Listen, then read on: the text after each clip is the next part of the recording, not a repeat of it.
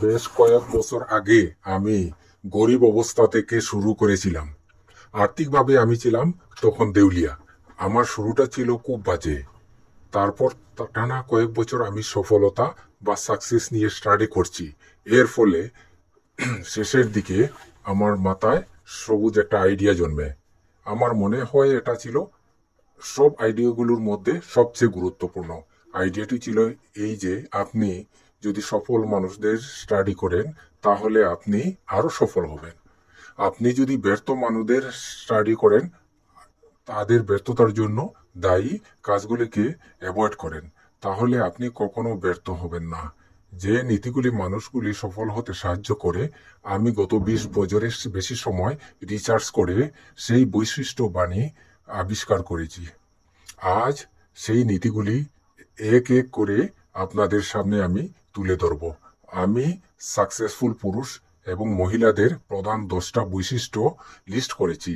আমি দেখেছি প্রত্যেক সাকসেসফুল পুরুষ বা মহিলার মধ্যে এই 10টা বৈশিষ্ট্য থাকে। আপনাদের মধ্যে যদি এই 10টা বৈশিষ্ট্য থাকে, তাহলে পৃথিবীর কোনো শক্তি নেই আপনাকে সফল হওয়া থেকে বিরত রাখতে। মজার কথা হলো, প্রত্যেকটা বৈশিষ্ট্যর প্রথম অক্ষর সি। আমরা এই বৈশিষ্ট্য বাণীগুলি নিয়ে কথা বলি।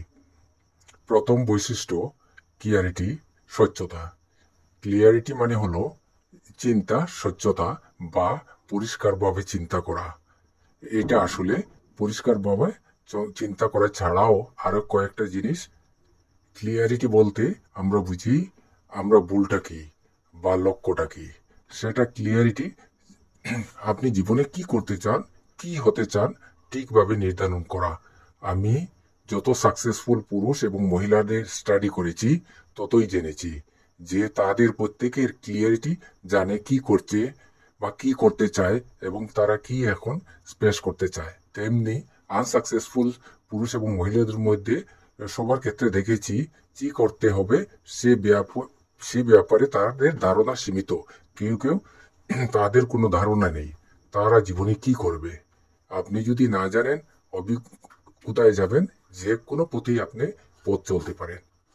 আপনার যদি জীবনে ক্লিয়ার লক্ষ্য না থাকে, তাহলে যাদের লক্ষ্য আছে তাহাদের অধীনে আপনার কাজ করে যেতে হবে। ঘটনা শুধু শিক্ষাই। তবুও তো পৃথিবীর 5 ভাগ মানুষের লক্ষ্য থাকে। ক্লিয়ারিটি বা সক্ষতার প্রথম পয়েন্ট হলো আপনাকে জানতে হবে আপনার গন্তব্য কোথায়, আপনি কি হতে চান, আপনার কি টাকা যায়, আপনি কি করতে চান। কথা বলা, হাঁটা, কাজ করা সব করবেন স্পষ্টতার সাথে, ক্লিয়ারিটির সাথে। ক্লিয়ারিটি বা স্বচ্ছতা। দ্বিতীয় পয়েন্ট হলো ডিসাইসিভনেস। আমাদের ডিসাইসিভ হতে হবে। আমি কখনো একজন সাকসেসফুল দেখি নাই ইনডিসাইসিভ, এবং আমি একজনও ব্যর্থ মানুষ দেখি নাই ডিসাইসিভ। আপনি ডিসাইসিভ হবেন। ডিসাইসিভ হওয়ার 4টি বৈশিষ্ট্য এবং গুণাগুলি নিজের মধ্যে ডেভেলপ করতে হবে। আমি জানি আমরা কেন ডিসাইসিভ হতে পারি না, কারণ তার কারণ হলো খুব ভয় পাই। এর খারাপ দিকটা হলো আমরা যে চিন্তা করি সেটা আমাদের অভ্যাসে পরিণত হয়, এবং ইনডিসাইসিভ হওয়ার অভ্যাস আমাদের ব্যর্থতার দিকে নিয়ে যেতে পারে। হতে পারে আমরা প্রতিভাবান, আমরা উচ্চাকাঙ্ক্ষী, কিন্তু যদি আমরা জীবনের কঠিন সিদ্ধান্তগুলি নিতে না পারি, সিদ্ধান্ত নেওয়া অভ্যাস না হয়, তাহলে সেটা হলে আমরা ওই সমস্ত মানুষের অধীনে কাজ করব যারা সিদ্ধান্ত নিতে জানে। সিদ্ধান্ত নেওয়ার ব্যাপারে মজার বিষয় হলো 80% সিদ্ধান্ত প্রথম মুহূর্তে নিতে। যখন সিদ্ধান্ত নেওয়া পরোক্ষ, আপনি যদি তখনই সিদ্ধান্ত নিতে পারেন, আজ হোক কাল হোক, আপনার মধ্যে অবশ্যই সিদ্ধান্ত নেওয়ার অভ্যাসটা তৈরি হবে। আপনি পরিষ্কারভাবে জানবেন কি চান, তা জানলে আপনার জন্য সিদ্ধান্ত নেওয়া সহজ হবে। সফল ব্যক্তি এবং ব্যক্তির মধ্যে পার্থক্য এটা নয় সফল ব্যক্তিরা সব সঠিক সিদ্ধান্ত নেয়, বরং পার্থক্য এটাই যে সফল ব্যক্তিরা তাদের নেওয়া সিদ্ধান্তগুলিকে সঠিক সিদ্ধান্তে পরিণত করে। ক্লিয়ারিটি বিষয়ে আমার তৃতীয় পয়েন্ট হলো আপনার একটা ভিশন থাকতে হবে নিজের জন্য। একটা একটা ভিশন থাকতে হবে আপনার জীবনের জন্য। ভিশন থাকার অর্থ হলো আপনার একটা স্বপ্ন থাকা। আপনার আসলেই যদি একটা স্বপ্ন থাকে, তাহলে আপনার স্বপ্ন সত্যি হওয়ার ব্যাপার থাকে। ইতিহাস বলে, যারা যারা পৃথিবীতে বড় কিছু করেছে, তারা বড় বড় স্বপ্ন দেখেছে। মানুষের যখন কোনো লক্ষ্য থাকে না, সে শেষ হয়ে যায়। এটা এটা বাইবেলের কথা। এটার মূল ভাবটা হলো, মানুষের বড় লক্ষ্য না থাকে, সে ভিতরে আস্তে আস্তে শেষ হতে থাকে। কারণ সে জীবনের সব ধরনের এক্সাইটমেন্ট এবং রোমাঞ্চ হারিয়ে ফেলে। আপনি যখন দেখেন পুরুষ বা মহিলারা দারিদ্র কিংবা অস্পষ্টতা থেকে খ্যাতি শীর্ষে উঠেছে, আপনি অবশ্যই খেয়াল করবেন তাদের সবার কোনো লক্ষ্য ছিল না। ওই লক্ষ্য তারা দোয়া চোয়ার অনেক বাইরে কিছু। ওই রকম বড় কিছু হতে চাইছিল। আমাদের সবারই জীবনে কোনো একটা সময় কিছু না কিছু অভিজ্ঞতা হারায়।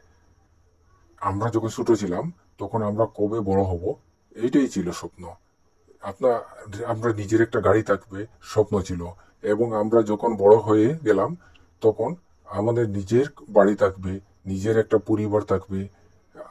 আমাদের এই ধরনের লক্ষ্য ছিল। সমস্যা হলো, আমাদের লক্ষ্যগুলো এত নিচুতে সেট করি, লক্ষ্য অ্যাচিভ হলেও সেটা আমাদের মধ্যে উৎসাহ, উদ্দীপনা বা এক্সাইটমেন্ট জাগায় না। এই কারণেই আপনাকে বড় স্বপ্ন দেখতে হবে। 10টা নীতি। দ্বিতীয়টা হলো কম্পিটেন্স বা যোগ্যতা। খেয়াল করলাম প্রত্যেক পুরুষ এবং মহিলা, যাদেরকে আমি স্টাডি করেছি, যাদের ফিল্ডে সেরা হওয়ার প্রতিজ্ঞাবদ্ধ হওয়ার পরও তারা সেরা হতে পেরেছে কিনা, আমি তাদেরকে তুলনামূলক শুরু করলাম। তাদের সাথে কথা বলা শুরু করলাম এবং অনলাইনে ভার্চুয়ালি হাজার হাজার মানুষের সাথে প্রত্যেক মাসে কথা বললাম। এবং যেটা পেলাম সেটা হলো, নিজের ফিল্ডে সেরা না একজন সফল মানুষ নেই। যোগ্যতা এবং নিজের ফিল্ডের সেরা হওয়ার প্রত্যেক, এই দুইটাই হলো সফল হওয়ার শর্ত। আপনি যেটা করেন সেটা যদি আপনি সেরা না হন, আমাদের এই প্রতিযোগিতামূলক দুনিয়ায় সফল হওয়ার সুযোগ নেই। যদি না হয়, আপনি লটারি জিতেন, সেরা কতজন হয়, বা শতকরা 5 বা 10 সেরা হয়। আপনাকে সেরা হওয়ার জন্য দৃঢ় প্রতিজ্ঞ হতে হবে।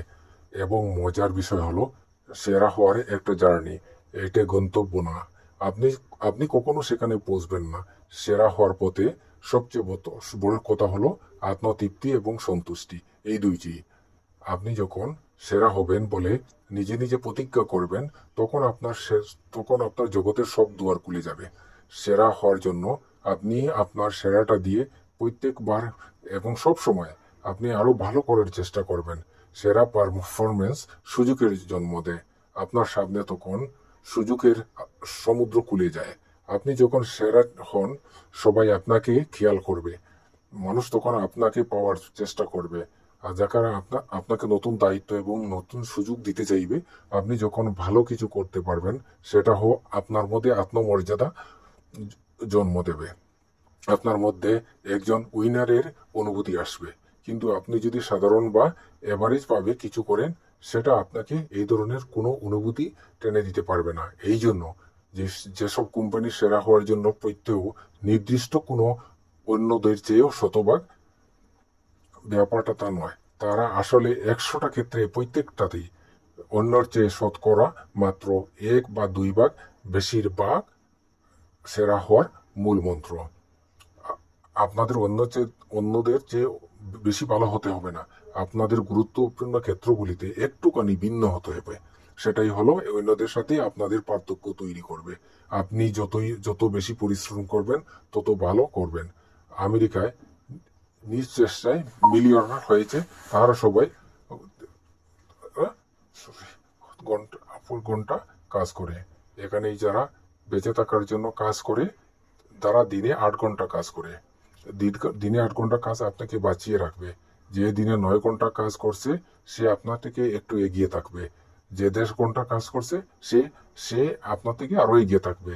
8 ঘন্টার উপরে যে প্রত্যেকটি ঘন্টা পরিশ্রম করেন, তা আসলে আপনার ফিউচার তৈরিতে ইনভেস্টমেন্ট বা সফলতা অর্জনের আপনার ইনভেস্টমেন্ট। 8 ঘন্টা কাজের পর বাড়তি যে সময়গুলো আপনি কাজের সময় লাগাচ্ছেন, সেটা হোক পড়াশোনা, হোক বই পড়া বা কিংবা কাজ করা, অবশ্যই আপনাকে এই সহজ ফসল দিতে এই মাটিতে বুনতে হবে। আমার পরবর্তী পয়েন্ট, কনসেন্ট্রেশন।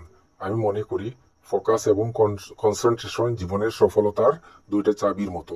জীবনে সবকিছু করার জন্য যথেষ্ট সময় পাওয়া যাবে না, কিন্তু গুরুত্বপূর্ণ কাজটি করার জন্য সব সময় যথেষ্ট সময় পাওয়া যায়। ব্যক্তিরা কোন কাজগুলি গুরুত্বপূর্ণ সেটা চিহ্নিত করতে পারে না। তারা সব কাজ করার জন্য লিস্ট তৈরি করে। কাজের প্রাধিকার বুঝতে না পারার কারণে তারা কম জরুরি কাজ আগে শুরু করে। এর দিন শেষে দেখা যায় তারা তেমন কিছুই সম্পন্ন করতে পারে না।